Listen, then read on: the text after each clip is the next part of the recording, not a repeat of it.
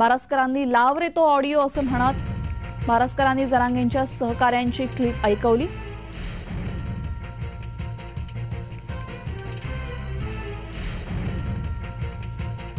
बारसकरांचं लाव रे तो ऑडिओ आपण बघतोय। बारसकरांनी जरांगेंच्या सहकाऱ्यांची एक क्लिप ऐकवलेली आहे, यातून मोठे खुलासे होत आहेत।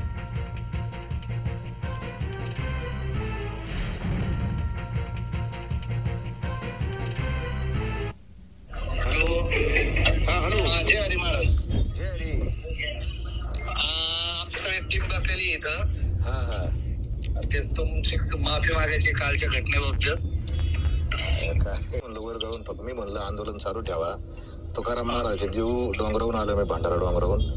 महाराजांचा निरोप आहे तो का म्हणे माझं झाडेली निरोपा तुमची समाजाला गरज आहे, तुम्ही एक ग्लासभर पाणी प्या।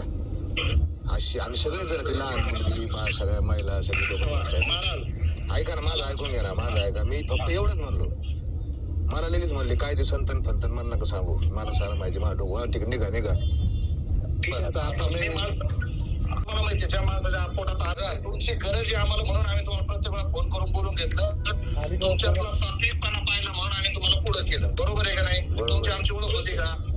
नाही नव्हती ओळख। काय आमचं सगळ्याचं म्हणणं आहे की आम्ही सगळेजण माफी मागतो, पण तुम्ही इथं येणं आणि परत या आंदोलनात दिशा देणं गरजेचं आहे।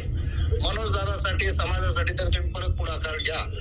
त्या बाबतीत आम्ही फेसबुकवर वाटल्यास आम्ही आमच्या बाईट देतो की जे काय काल झालं त्या बाबतीत आम्ही दिलगिरी व्यक्त करतो। म्हणजे तुम्ही जे ट्रोल होता, तुम्हाला जे बाकीचे कोणी काय बोलतंय त्या बाबतीत होणार नाही।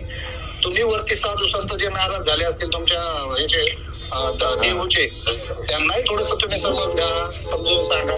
आणि शेवटी साधू संत पोटात घेतातच चुका, जे काय काय समाजाचा हॅलो महाराज, आम्ही सगळ्या पूर्ण टीम आम्ही तुमची माफी मागतो। हे सोडून द्या, हे विषय असे चलत राहतात, पण समाजासाठी तुम्हाला यावं लागते महाराज। जय हरी जय हरी। तुम्ही खरंच नकाल बेकार वाटत गेल्यानंतर बरं का महाराज।